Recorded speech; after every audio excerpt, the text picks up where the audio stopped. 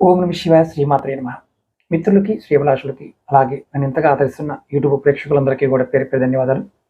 మిత్రులారా, మీ అందరికీ పరాదేవత ఎల్లవెల్లా మీతో ఉండి మీ మనోవాంఛ నెరవేర్చాలని మనస్ఫూర్తిగా కోరుకుంటున్నాను.